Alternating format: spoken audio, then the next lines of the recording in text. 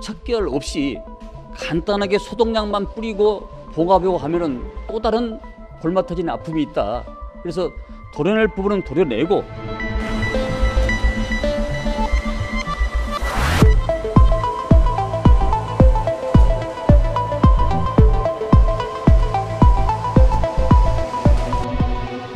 많이들 나와 계시군요. 네, 먼저 안규백입니다. 오늘 이 시각에도 육상에서, 해상에서, 공중에서 최남단 마라도부터 최북단 서북도서 해병대 이르기까지 물샐 틈 없는 국토방위에 전념하고 계신 장병 여러분께 신뢰와 감사의 말씀을 드립니다.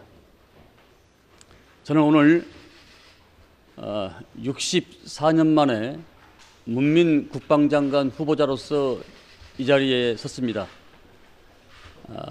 2008년부터 오늘에 이르기까지 국방위 간사, 국방위원장, 동시에 지난 40여 년 정치권에 몸담으면서 여러 가지 익혔던 노하우와 경험을 살려서 참 국방, 진정한 국방, 국민의 군대로 재건하는 데 온 힘을 쏟겠다는 말씀을 드립니다. 향후 제가 문민장관으로서 이제 시작이 된다면은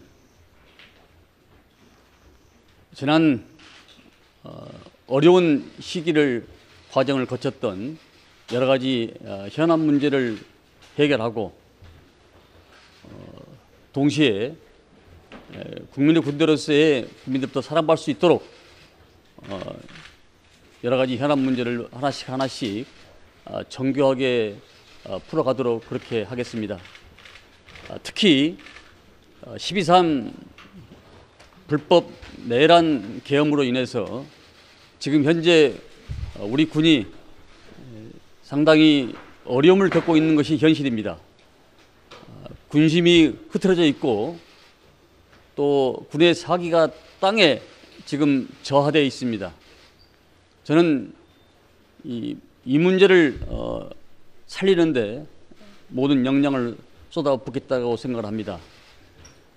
가장 본질적인 문제는 어떤 무기 체계보다도 지금 현재 우리 군에 처한 중견 간부의 이탈 문제, 군 충원 문제와 자긍심이 많이 상실되어 있는 것이 사실입니다. 자긍심은 자신감에서 나오고 그 자신감을 살려줘야만이 우리 군의 사기가 우리 병영에서 정말 신명나고 신바라남는 그런 군대가 될 것으로 저는 확신하고 있습니다. 새로운 군을 만드는데 제 미력함과 모든 역량을 쏟아붓겠습니다.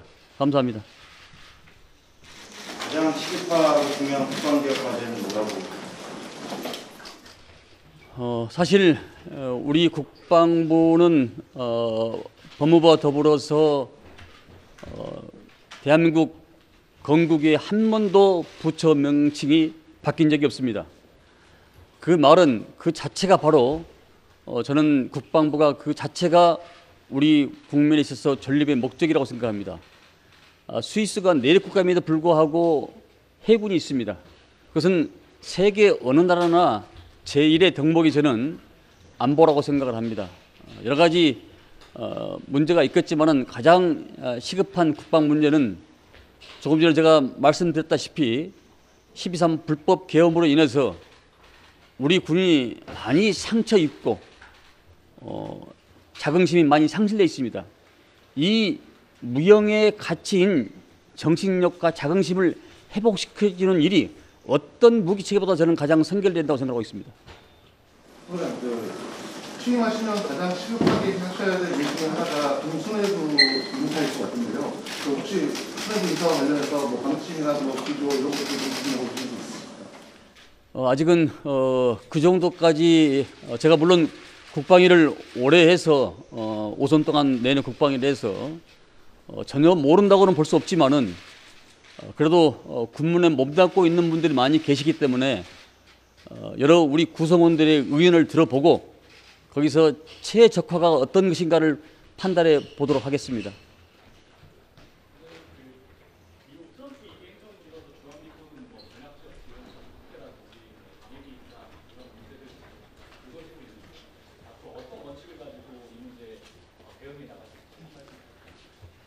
대한민국이 세계 경제력 10위, 국방력 5위입니다. 저는 우리 대한민국이 이제는 옛날 수준의 대한민국이 아니기 때문에 더 당당하고 더 자신감 있게 저는 임해야 된다고 생각합니다. 수동적인 자세보다는 적극적이고 포지티브한 자세로서의 모든 것은 국익의 관점이 어디가 있는가라고 생각을 하고 그 국익 관점에서 저는 접근하고 적극적으로 하겠습니다.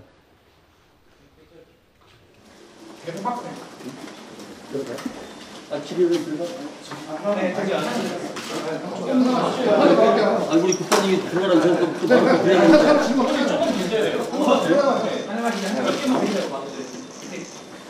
대북 확성기 방송 중단 이후에 9.19 남북 군사합의에 대한 이야기가 좀 나오고 마이크 앞에서 부탁드리겠습니다. 예. 9.19 남북 군사합의에 대한 이야기가 좀 나오고 있는데 그 이에 대한 입장이 어떠신지 궁금합니다. 네, 전쟁 중에도 대안을 합니다. 한반도 문제는 우리 국내 문제이면서 국제적인 문제입니다. 전쟁에도 대화를 하기 때문에 아이젠하워가 중국과 북한과 대화해서 휴전을 했지, 전쟁에도 휴전을 했지 않았습니까?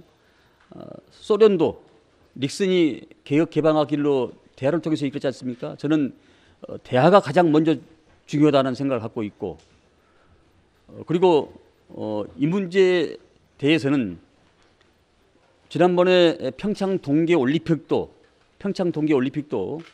먼저 문화와 예술이 서로 간에 접합을 해서 그 이후에 군사적 문제까지 해결되지 않았겠습니까? 저는 먼저 민간적인 차원에서부터 서로가 교류가 있고, 그리고 9.19 군사 문제도 다시 복원을 해서 한반도가의 평화의 기류가 흐르는 그런 거로 저는 봐야 된다고 생각합니다. 북한은 우리의 적이면서 동포입니다.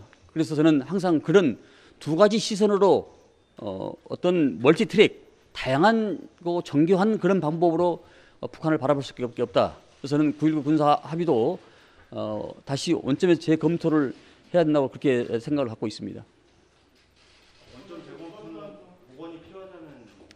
그러니까 지금 바로 복원하는 것보다는 상황과 또 여러 가지 여건 이런 것들을 조합해 보면서 어떤 것이 가장 평화로운 방법인가, 어떤 것이 남북이 평화롭게 살 수 있는 방법인가, 이 문제를 최적화시키겠다, 그런 말씀으로 이해해 주시면 될 것 같습니다. 미국의 방위비 5% 증액 요구에 대해서 우리가 증액을 할 수 있는 여력이 있다고 보시는 주장이고요. 그리고 지금 12.3 개혁 안전 세력에 대해서 내란 특검부에 국방부 자체적으로 어떤 조사를 할 계획이 있으신가요?